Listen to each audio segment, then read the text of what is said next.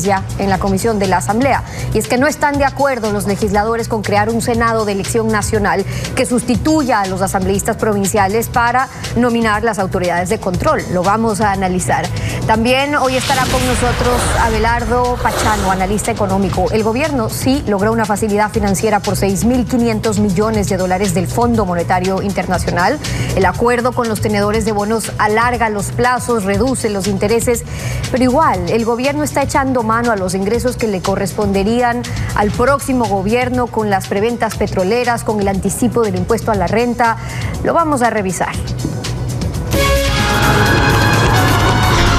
La actualidad, los protagonistas, el análisis y la información en Contacto Directo.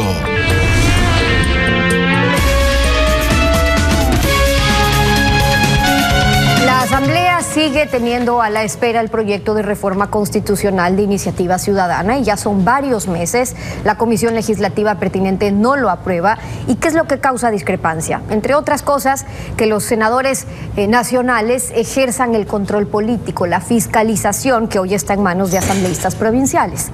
Sobre eso, Fabricio Villamar, asambleísta por Pichincha e integrante de la comisión, dijo lo siguiente. Si es que estos senadores se tienen que elegir en el mismo periodo que se eligen los asambleístas, los representantes provinciales, pues es bastante probable que quien gane la presidencia de la República y quien tenga mayoría con los diputados en la Asamblea, también lo tenga en el Senado. Por lo tanto, lo que podría estar pasando es que se construye un sistema de impunidad o un sistema de bloqueo a las posibilidades de control político.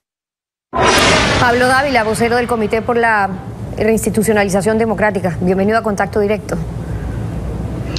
Muy buenos días, muchísimas gracias por la invitación. Buenos días también. Sobre lo que decía el asambleísta Villamar, ocurre que no coincide la elección de presidente, que es en segunda vuelta, con la de asambleístas, que es en primera. ¿No sería más bien el problema al revés, que el presidente elegido en dos vueltas carece de una mayoría en la legislatura luego, y esto es lo que ahora mismo estamos viendo que puede dar lugar a ese reparto de prebendas entre asambleístas?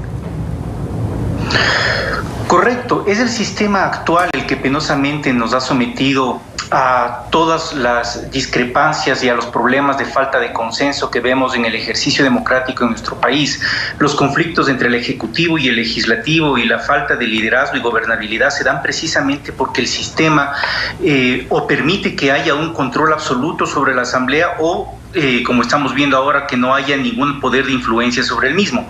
Lo que nosotros estamos planteando, en realidad, hay un error en la interpretación del asambleísta Villamar. Nosotros estamos sugiriendo que haya una elección en tiempo diferenciado y además que la duración de los senadores sea diferente a la duración de los asambleístas. Los unos durarán 4 años de sus funciones y los otros durarán 2 años en sus funciones.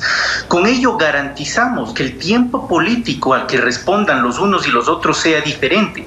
Eso lo que va a permitir es un real y verdadero equilibrio en el ejercicio de las funciones. Por tanto, la preocupación que tenía el asambleísta Villamar y seguramente otros miembros de la comisión o del pleno de la asamblea está precisamente cubierta, porque lo que estamos pretendiendo es darle gobernabilidad con tiempos diferentes en la duración del cargo y con elecciones independientes. Ahora, en cuanto a fiscalización, ¿qué es lo que realmente le interesa a la ciudadanía por todo lo que estamos viendo con la legitimidad que han perdido los propios asambleístas? Los que están encargados de fiscalizar, más de un 60% de ellos están ahora mismo siendo investigados. ¿Cómo nos van a hablar de fiscalización? ¿Cómo nos van a hablar de lucha anticorrupción? De tener justamente que hacer el control político a todas esas autoridades que están sujetas a ese control político si ellos mismos están siendo investigados. Si hay un caso de reparto que hoy está saliendo a la luz y donde hay mucha tela que cortar, de lo que plantean ustedes con esta diferenciación de los asambleístas o los legisladores que tendrían entre sus facultades la legislación, luego los otros que tendrían a su encargo la fiscalización o en su totalidad. ¿Cuál sería la diferencia?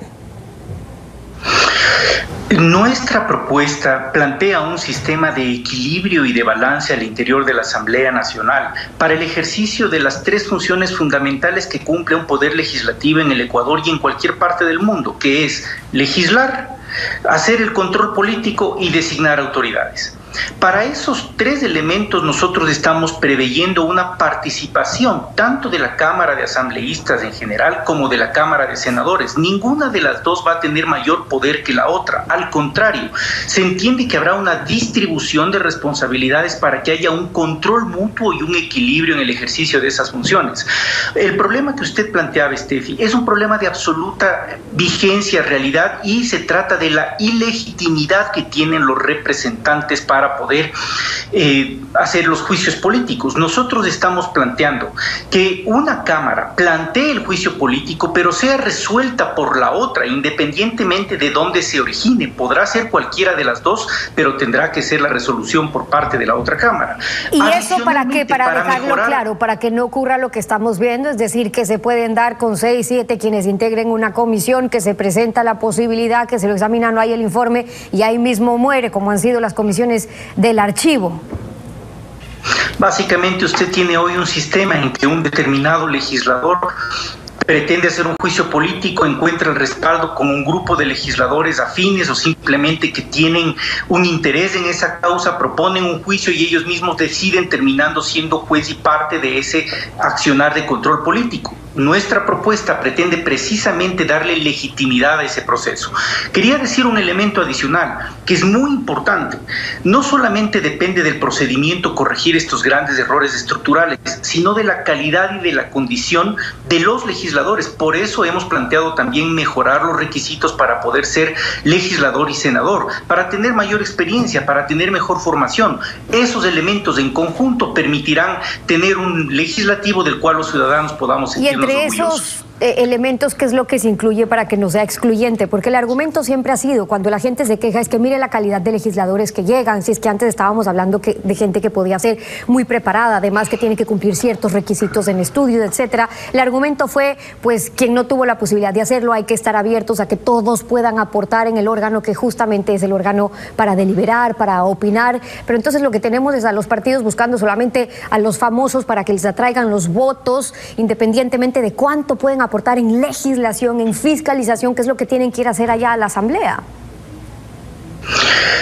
Yo particularmente soy de la idea que de la gente más calificada sea la que esté presente. La gente más calificada no necesariamente es la con más estudios o con más experiencia. Son esos dos herramientas e instrumentos que tenemos para buscar las personas más preparadas, indudablemente. Pero lo que se necesita son principios, formación y valores. Educación previa, eso es un elemento fundamental. Nosotros hemos puesto que hay una experiencia al menos de 10 años. Para ser senador, 35 años. Pusimos que sean 25 años para ser asambleísta. La Corte Constitucional limitó esto y consideró que era, como usted ha mencionado, restrictivo.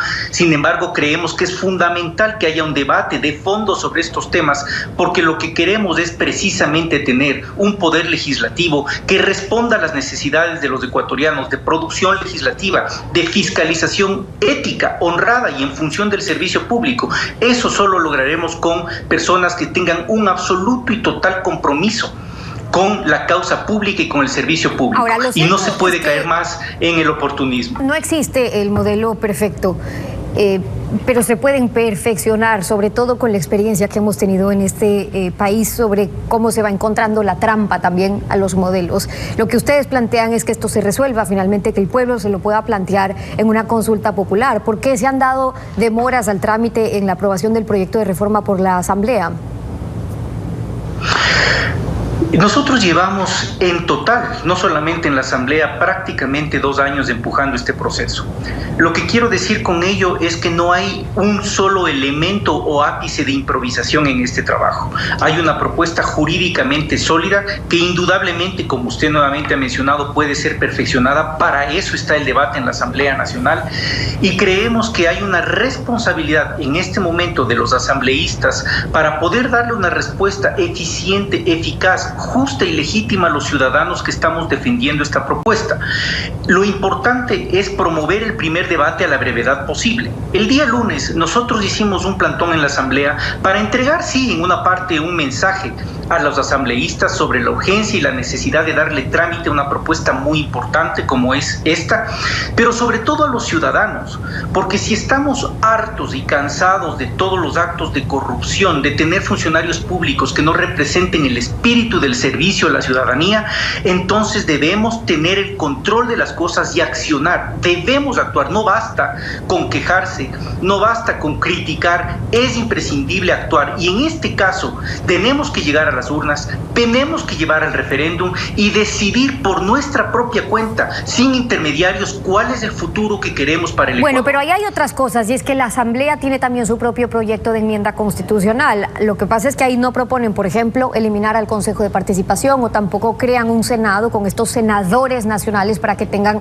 la atribución de la nominación de autoridades. Pero ese proyecto también está esperando a que se cumpla el año para que puedan aprobarlo en un segundo debate. Esto también podría ser lo que está pesando para evitar esa consulta popular y que el proyecto de reforma del comité pierda urgencia. Es posible, pero hay que ser responsables con lo que el país necesita, no con lo que los asambleístas quieren o les conviene. El Consejo de Participación Ciudadana no es un órgano al que hay que quitarle ciertas atribuciones. ¿Para que haga qué en el futuro? Ese órgano le cuesta $12 millones al año al país. Ese órgano tiene que desaparecer por el solo hecho económico, porque ese valor se podría utilizar para cualquier otra política pública que buena falta le hace al país. Solo desde el punto de vista presupuestario hay que eliminar ese órgano. Y luego, en el tema de fondo, ese órgano no hace nada, al contrario, ha sido usado precisamente para cooptar el poder, para maquillar actos de control y básicamente para promover la impunidad y la corrupción en el Ecuador. No solamente durante los 10 años previos del correísmo, sino que después vimos a una persona que llegó a presidente y la inmediatamente cayó en un juicio político por deshonesto, por falta de ética, y actualmente el presidente es absolutamente el símbolo de lo que no debe ser un funcionario público. Queda claro que ese órgano tiene que desaparecer. Y en la Asamblea Nacional, los ciudadanos, yo le puedo asegurar que cada vez que recogimos una firma en la calle, los ciudadanos no están conformes con la Asamblea Nacional, no quieren traspasarle las funciones de designación de autoridades para que lo hagan en el esquema actual. Tiene que haber una alternativa, tiene que cambiar el modelo. Expliquemos justamente esa alternativa en lo que se refiere a la nominación de autoridades, porque ahí está el otro meollo del asunto. Es decir, si el Consejo de Participación desaparece, que tiene entre sus facultades esa designación de autoridades, pasa a la Asamblea, y lo que no se quiere es volver al pasado y esas prácticas también que ya se sabía que ocurrían en la Asamblea, en la manera bicameral que ustedes plantean esta diferencia de los senadores, de los legisladores. ¿Qué pasaría? Nosotros planteamos una cámara de asambleístas que haga la nominación de los diferentes, a los diferentes cargos de control en el país, y una cámara de senadores que resuelva sobre esas nominaciones. En el camino, que haya todo un proceso de concurso público que cuente con la participación ciudadana, que cuente con veeduría, que cuente con la posibilidad de impugnar precisamente y la intervención de diferentes representantes de la ciudadanía en esos procesos. Es decir, eliminar la discrecionalidad en el proceso de decisión al interior de la Asamblea, tanto de las dos cámaras, senadores como de asambleístas, con la participación directa de los ciudadanos. Esto puede ser un tema que tradicionalmente a muchas personas les parezca cuestionable. Sin embargo, estamos recogiendo los principios de la misma Constitución de Montecristi. Se quería la participación directa de los ciudadanos. Bueno, este proceso lo recoge, les pone límites y techos a los asambleístas de la Cámara de Asambleístas como de la de Senadoras para que se haga un proceso de decisión con veeduría, con auditoría y con participación ciudadana, poniéndole los límites de tal manera que tengamos un nuevo esquema. Si alguien tiene una opción diferente, estamos dispuestos a discutirlas, pero como usted también mencionó, hay que plantear las cosas en la mesa, hay que plantear alternativas, porque lo que no puede mantenerse es el esquema actual. Lo que quieren es hacer estos cambios a través de una reforma. Hay que ir a una consulta popular. Y recordemos que en la alianza que se acaba de dar entre Creo y PSC también acuerdan apoyar otra consulta popular. Digo otra porque esa es de las iniciativas, una iniciativa de las organizaciones sociales, pero que está apoyada por el ex alcalde Jaime Nebot, que plantean quizás podría ser en segunda vuelta o después. ¿No se cruza con esa propuesta de consulta popular? Yo creo que es muy valioso importantes líderes del país y actores políticos y reconozcan que los ciudadanos tienen en este momento la posibilidad de decidir el futuro del Ecuador que necesitamos. Eso es valioso. Entiendo que esa propuesta es una propuesta de políticas públicas que habrá que respaldar precisamente para construir un país diferente. Nosotros estamos planteando una reforma a la Constitución. De acuerdo, pero me refiero por los tiempos. Créame, por los tiempos no hay ningún inconveniente. Nosotros podríamos entrar sin ningún problema a primer debate. Podríamos entrar antes del incluso terminar el segundo debate en este mismo año y por tanto entrar a la primera vuelta de las elecciones generales del próximo año. Yo creo que ahí hay una coincidencia de conceptos que es lo más importante. La construcción de institucionalidad pública precisamente para superar estas trabas que hemos tenido en los últimos años. Pablo Dávila, vocero del Comité por la Institucionalización Democrática, acompañándonos hoy en Contacto Directo. Muchas gracias por haber estado con nosotros. Gracias también. 7 de la mañana con 11 minutos aquí en Contacto Directo.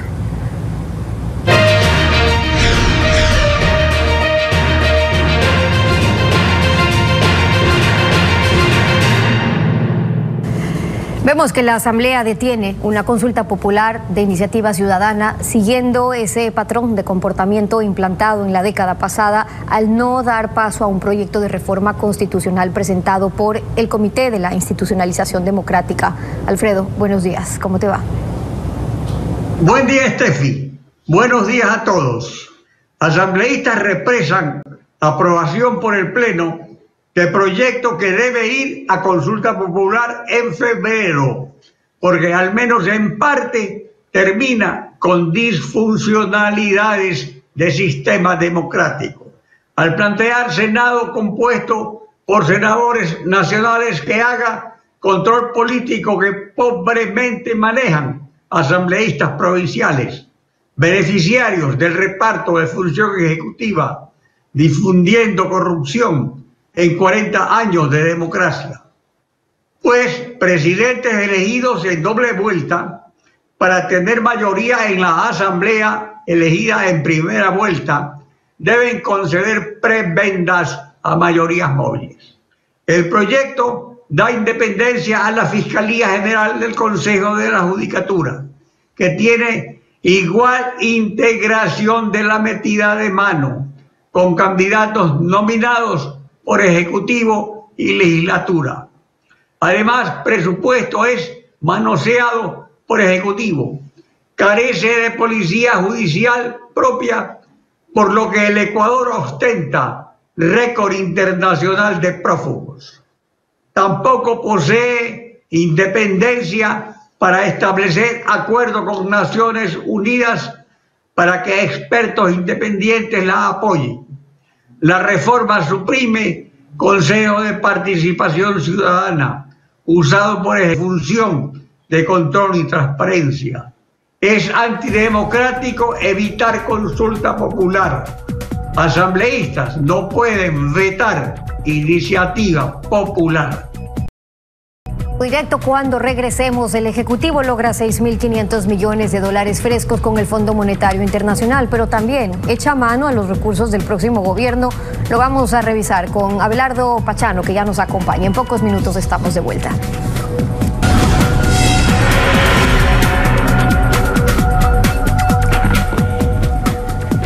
El gobierno acaba de renegociar los bonos soberanos emitidos por el anterior gobierno y el actual para aliviar el peso del pago de la deuda. Le alivia también al próximo gobierno y por eso acordó esta facilidad extendida de 6.500 millones con el Fondo Monetario. Pero decíamos que ha decidido echar también mano a los recursos del próximo gobierno cuando cobra, por ejemplo, un anticipo del impuesto a la renta a 1.000 empresas o cuando sigue prevendiendo nuestro petróleo. Abelardo Pachano, analista económico, bienvenido a Contacto Directo. Buenos días, Stephanie, gracias por la invitación. Buenos días también. ¿Es coherente disponer de recursos de futuros años del próximo gobierno que recibirá, por cierto, un país en crisis, semi-paralizado, o es tan mala la situación que no queda más? Bueno, yo creo que la pregunta posiblemente más importante ¿es conveniente endeudarse? Porque todo tipo de endeudamiento es un compromiso de rentas futuras. La deuda, el endeudamiento público, compromete ingresos futuros. Por eso es que cuando hablamos de este tipo de operaciones, siempre estamos preocupados del destino que se dé a esos recursos y de la productividad que se espera recibir de su utilización para poder tener capacidad de pago futura. Cuando uno utiliza este artificio para proyectos que son absolutamente ineficientes, inconvenientes, o para actos de corrupción, indiscutiblemente que lo que ha hecho es comprometer ingresos futuros que fueron o no van a poder ser atendidos porque la economía ecuatoriana no tiene la posibilidad de recuperarlos. Entonces, cuando uno analiza endeudamiento público, uno tiene que ver no solo el origen de los recursos, de dónde provienen, sino en qué se los va a utilizar y cuáles son las condiciones de los mismos. De tal manera que todo gobierno que endeuda compromete ingresos futuros, y esa es una viejísima historia de la economía ecuatoriana desde el momento de su independencia. Justamente, sí, si hablamos de deuda, si es que cabe más endeudamiento o no, pero luego también está en qué condiciones, cómo estamos entregando, por ejemplo, nuestro petróleo, por cómo se está disponiendo, por ejemplo, de rentas que tendrían que venir o disponer para el 2020 de un próximo gobierno. En las condiciones, por ejemplo, el nuevo acuerdo con el Fondo Monetario fue o ha sido impugnado por el candidato del correísmo, por Andrés Arauz, porque él acepta la facilidad, pero rechaza las condiciones que aceptó el Ecuador con el fondo. ¿Qué ofrece? Que se debería repatriar, más bien, dice él, 30.000 millones de dólares al sector privado. ¿Es eso factible? ¿Es eso real? Hablemos en serio de política económica, Stephanie. El crédito que se ha conseguido del Fondo Monetario Internacional alivia el estrangulamiento financiero del país. No lo aprieta, es exactamente lo contrario. Entonces hay que entender bien cómo funciona la economía para dar una opinión. Segundo, las condiciones en que se contrae esta obligación son altamente beneficiosas. 10 años de plazo, 4 años de gracia, 2.9% de interés anual. Cuando usted habla, y yo concuerdo con usted, de que hay que mirar cuáles son las condiciones de las operaciones y el compromiso de pagos futuros, eso en realidad es parte de la evaluación de la conveniencia del endeudamiento. Y el tema, por ejemplo, de los comprometimientos de ingresos futuros de petróleo, el cuestionamiento serio a ese tipo de operaciones está radicado en las condiciones de precio y pago de las exportaciones que realiza el Ecuador, que se juntan a condiciones financieras onerosas concedidas por el gobierno chino y que fueron el reflejo de la consecuencia de esa declaración absurda e unilateral de declarar ilegítima e ilegal a una parte del endeudamiento público allá por el año 2007-2008. Entonces estamos pagando las consecuencias de ese tipo de, yo diría, de decisiones irresponsables y que en consecuencia al Ecuador le va a costar. Ahora, cuando hablábamos sobre las alternativas, porque es lo que realmente hay que discutir, incluso para quienes no están de acuerdo con acceder a este tipo de financiamiento como el del fondo o con esos condicionamientos, con el candidato presidencial ponía como ejemplo el que sí se puede repatriar, que durante el gobierno de Rafael Correa se pudo repatriar más de 3.000 millones de dólares, decía él, del sistema financiero privado, de la banca. Ese dinero es de los depositantes. Los bancos depositan en el exterior como garantía para sus depositantes. ¿En qué lo invirtió el Estado cuando se repatrió? ¿De qué sirvió? En nada, en simplemente en servir como parte de la caja chica del gobierno para tanto proyectos que han sido despropósitos nacionales como la restitución o reconstrucción de la refinería de Esmeraldas, el aplanamiento del terreno de la refinería del Pacífico y esa cantidad de obras que hoy día están siendo cuestionadas por la mala calidad, por los sobreprecios y que constan en el informe de Naciones Unidas como ejemplo del derroche y del abuso de recursos públicos. Entonces, en ese sentido, lo que nosotros debemos tener bien claro es que los capitales regresan a la economía cuando la economía es atractiva, cuando ofrece seguridad, cuando hay confianza. A los capitales no vienen a la fuerza, no se les trae con una correa como se le maneja a un perrito. No, los capitales vienen solitos cuando sienten que los proyectos son seguros, las rentabilidades son adecuadas y se pueden generar proyectos.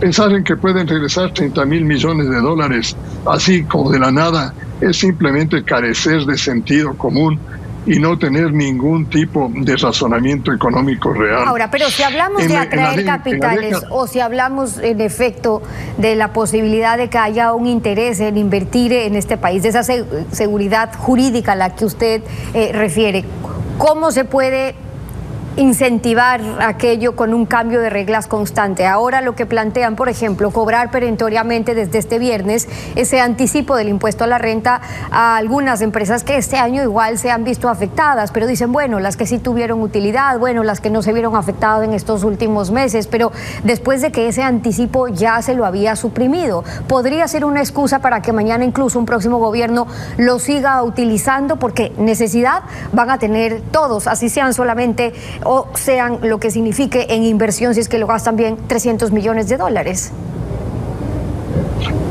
La causa esencial para este tipo de transacciones está en el mal manejo de los recursos fiscales. Si el presupuesto del Estado y el presupuesto de las entidades públicas fueran en conjunto elaborados sobre bases reales, y tendríamos nosotros una norma que les impide aprobar si es que tiene un solo centavo de déficit, otras serían las circunstancias económicas del país. Yo creo que parte de los grandes acuerdos nacionales es el llegar a establecer de manera clara y categórica la prohibición de que el Estado gaste más de lo que tiene, hasta que recupere un nivel de relación de deuda-Producto Interno Bruto que sea razonable para la economía y viable para las actividades privadas. Si el Estado se maneja con responsabilidad, todas estas decisiones desaparecen del horizonte económico, porque todos sabemos está manejando con cuidado, con transparencia, con honestidad esos recursos. Entonces lo que nosotros necesitamos es ponerle atención a la política fiscal, porque si ella está debidamente enrumbada, todas estas otras manifestaciones desaparecen del escenario. En ese sentido, yo coincido con la apreciación suya de que lo que tenemos es que tener estabilidad en la normativa tributaria o en la normativa económica. Y para que haya esa estabilidad, vuelvo otra vez, tiene que haber un Estado responsable que no se exceda en el gasto como ha ocurrido en los últimos 12 años. Ahora, los ojos están puestos en la reactivación. Ahora, ¿cómo seguimos reactivando esta economía semi-paralizada completamente? Este anticipo que plantean se basa también en parte en la facturación bruta, la diferencia que hay con la renta. ¿Se puede haber afectada la reactivación de la economía cuando la liquidez es un problema de todos? Yo no creo que este rato hay un problema de liquidez en la economía. Más bien hay un problema de una demanda absolutamente débil por recursos crediticios. La banca ha acumulado depósitos y tiene un nivel de liquidez mayor de que razonablemente debería tener. Pero las empresas no se debe a Las empresas no están demandando crédito porque no tienen un horizonte de ventas y de producción adecuado. Si a usted se le recorta la demanda de sus productos, lo que hace es simplemente revisar sus programas de producción y no va a entrar en nuevos endeudamientos si no está segura de que puede colocar esa producción. Ahora, yo el tema del anticipo de las empresas, yo lo veo en un panorama mucho más integral, Stephanie. El Ecuador renegoció 17.000 millones en bonos, liberó 12.000 o 14.000 millones de dólares de las balanzas de pagos y del presupuesto del Estado de aquí hasta el año 2026. Eso le beneficia a este y al próximo gobierno. Ahí hay un desahogo enorme de obligaciones para el próximo gobierno. El gobierno conviene con el Fondo Monetario en este nuevo crédito. 4.000 millones probablemente los puede recibir este gobierno. 2.500 los podrá recibir, dependiendo si ejecuta el programa, el próximo gobierno. Entonces también le está dejando algunos recursos libres u posibilidades de recursos nuevos al próximo gobierno. Ahora, con esos mismos compromisos, Abelardo, con esos mismos compromisos, me queda un minuto, pero le quiero preguntar, con las condiciones acordadas con el FMI, básicamente, si se busca mejorar también la capacidad de pago del Ecuador, ¿se podría prever también más impuestos o despidos masivos para bajar ese nivel de gasto, para mejorar la capacidad de pago, que es lo que se busca? Yo creo que aquí tenemos en los dos campos que acaba de mencionar dos tareas fundamentales. Uno, reestructurar la política tributaria de tal manera que sea mucho más simple, más clara, que le deje a la inversión privada una señal, un buen sabor de que aquí se pueden establecer capitales y generar empleo de una forma intensa, y con eso podamos nosotros tener un mercado mucho más formal de empleo en el Ecuador. Y la segunda, la reforma laboral. Si nosotros no enfrentamos la reforma laboral para conseguir que en el Ecuador la mayoría de los trabajadores estén incorporados al sistema moderno de economía, tampoco vamos a resolver, uno, el tema de productividad y competitividad, y por el otro lado el tema de la seguridad social, que es otro tema enorme que está pendiente de ser atendido. Abelardo Pachano, acompañándonos hoy en Contacto Directo con su análisis. Gracias por haber estado con nosotros. A usted, gracias, Stefan. 7:28, una pausa. Volvemos. Hasta aquí las entrevistas y ya vienen las noticias. Ahora empezamos Televistazo en la comunidad.